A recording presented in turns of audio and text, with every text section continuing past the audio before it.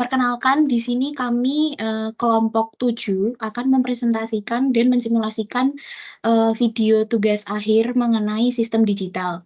Di sini kami dari beberapa gabungan dari 2 kelompok. Di sini saya Florencia Irena Amelia, ada Retno Nisa Kamila, ada Bima Abizar Nurkobi, ada Ji Valencia, ada Lina Sylvia, ada Farel Bilva, ada Irawan Habib, kemudian ada Rajendra Aurelius Ritmanto, dan Muhammad Haidar. Mungkin untuk memulai, kami akan menjelaskan terlebih dahulu apa itu sensor. Bisa dimulai dari Lina. Baik, untuk yang pertama, saya akan menjelaskan sensor bunyi, yaitu ketika selektor mati atau penghuni sedang di rumah, sensor bunyi akan terus menghasilkan lampu nyala pada indikator.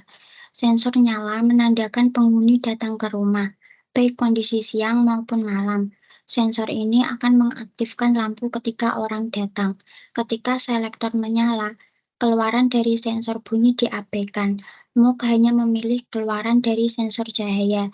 Ketika semua tempat gelap atau sensor bernilai 0, barulah lampu indikator menyala. Ketika bernilai 1 atau lingkungan sekitar terang, lampu akan mati.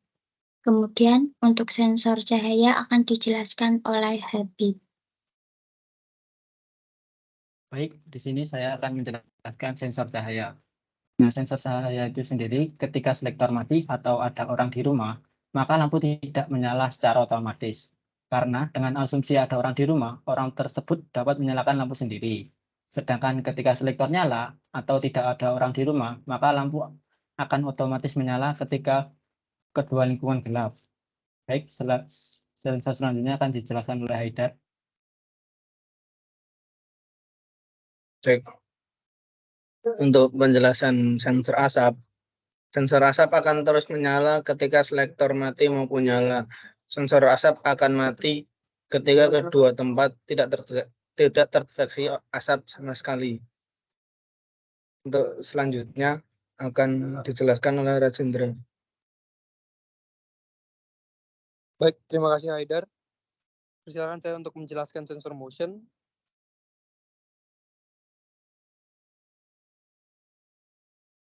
Jadi untuk sensor motion, saat selektor bernilai 0, berarti ada orang di rumah. Dan sensor bernilai 1, maka ada pergerakan di dalam rumah, sehingga lampu nyala. Ketika sensor bernilai 0, maka tidak ada pergerakan di dalam rumah. Walaupun asumsinya saat selektor bernilai 0 itu ada orang, kondisi ini dianggap mungkin terjadi ketika pemilik rumah lupa menyalakan selektor ketika hendak pergi atau saat penghuni dalam keadaan tidur. Gerakan kecil juga tidak dihitung. Ketika selektor bernilai 1, sensor motion tidak dipedulikan, karena dengan asumsi penghuni tidak di rumah. Sehingga ketika ada pergerakan, nilai tersebut diabaikan, misal penghuni memiliki hewan peliharaan di dalam rumah.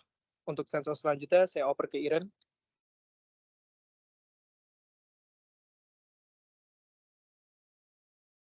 Baik, mungkin di sini saya akan menjelaskan rangkaian dari sensor asap. Baik, jadi tadi sudah dijelaskan bahwa sensor asap itu akan terus menyala ketika selektor mati maupun nyala. Nah, sensor asap ini tadi kan akan mati hanya ketika kedua tempat tidak terdeteksi asap. Mungkin di sini saya akan lakukan simulasi saja. Jadi di sini saya sudah matikan selektornya, maka asumsi sedang ada orang. Nah, di sini coba kita matikan. Salah satu sudah cukup untuk membuat indikator lampu di sini menyala. Nah, indikator lampu di sini ini akan berarti sebuah alarm ataupun mengaktifkan air supaya sumber api dipadamkan. Dan untuk kedua tempat memiliki asap, di sini juga akan tetap menyala. Sedangkan ketika keduanya tidak terdeteksi asap, maka sensor akan menghasilkan keluaran 0. Nah, di sini juga sudah dijelaskan bahwa sensor asap itu 0 adalah ketika tidak terdeteksi asap, dan sensor 1 itu ketika terdeteksi asap. Di sini ada sedikit sini ada sedikit tipe. Di sini harusnya sensor motion, yang di bawah baru sensor asap. Nah, di sini kenapa inputannya ada 2? Karena pada mulanya sensor-sensor kami ini terdiri di beberapa tempat, yaitu 3 tempat.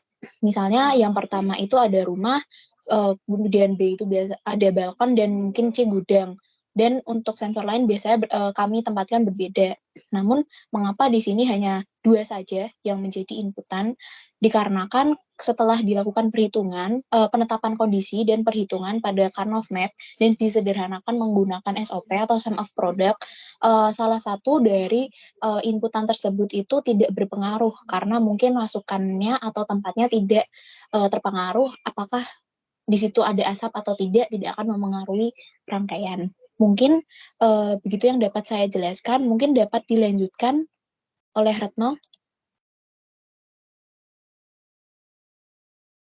Baik, mungkin saya di sini akan menjelaskan mengenai rangkaian dari sensor motion.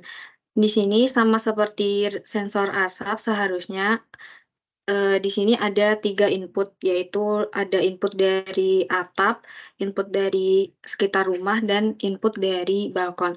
Namun di sini yang dipakai di rangkaian hanya input yang dari sekitar rumah, karena untuk sensor motion ini kan ini mendeteksi pergerakan. Jadi untuk input yang ada di atap dan di balkon itu tidak dipedulikan atau dianggap don't care. Jadi di sini ketika ada input atau pergerakan di sekitar rumah yang bernilai 0 itu menandakan bahwa tidak ada pergerakan di sekitar rumah. Sedangkan ketika inputnya 1 itu menandakan adanya pergerakan di sekitar rumah. Dan mungkin ketika selektor 0 itu ketika sensor motion-nya itu 1,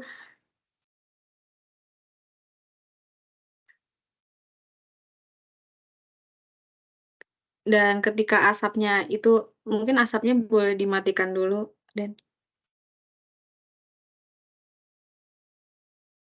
Nah, ketika selektornya 0, ini kan menandakan ada pergerakan. Jadi di output gabungan ini juga lampu indikatornya menyala untuk memberitahukan bahwa ada pergerakan di sekitar rumah. Dan ketika selektornya ini menyala, atau yang seperti tadi sudah dijelaskan, bahwa ini menandakan orang penghuni rumah itu sedang tidak ada di rumah ketika jadi mau ini inputnya 0 atau 1 itu tidak dipedulikan, karena dianggap tidak valid, karena penghuni rumah sedang tidak ada di rumah.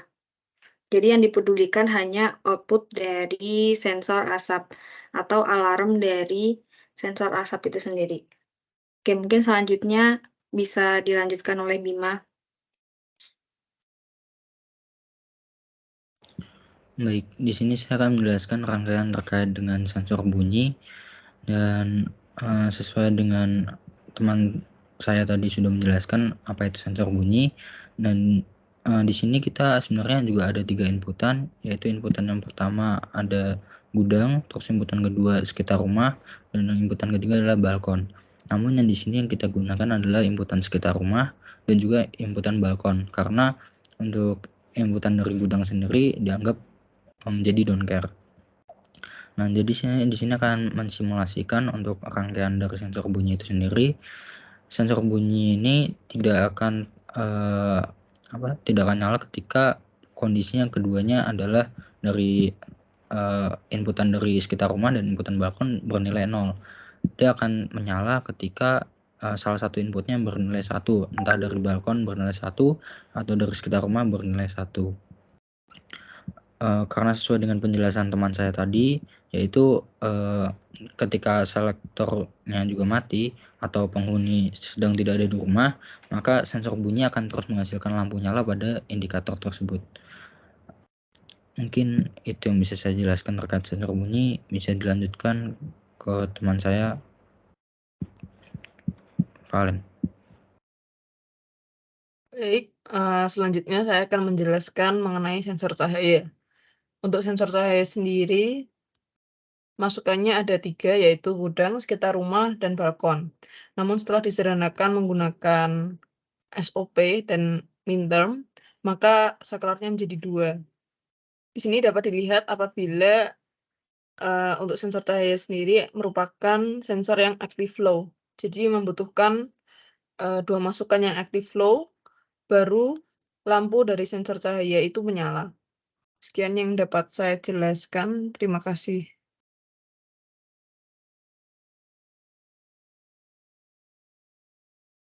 Oke, untuk selanjutnya, Retno bisa untuk share screen.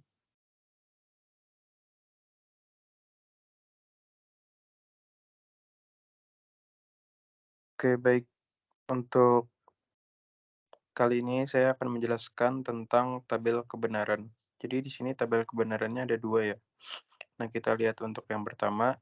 Yang pertama tuh yang sebelah kiri, yaitu ada sensor asap.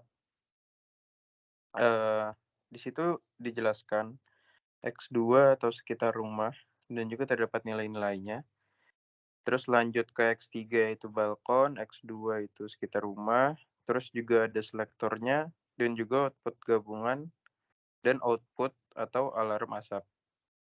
Nah, untuk yang tabel kebenaran rangkaian 2, yaitu ada sensor bunyi, terus di situ juga terdapat X2 yaitu sekitar rumah, terus juga terdapat nilai-nilainya. Nah, lanjut ada X2 itu balkon, terus masuk ke sensor cahaya itu yang sekitar rumah untuk X2, terus yang X3 yaitu balkon, dan juga terdapat selektor dan notifikasi. Mungkin dari saya itu aja, bisa dilanjutkan oleh Iren. Baik, terima kasih Farel. Mungkin itu saja yang dapat kami sampaikan dari kelompok 7, kelompok kami. Apabila terdapat kesalahan ketika mempresentasikan, kami mohon maaf. Terima kasih dan sekian.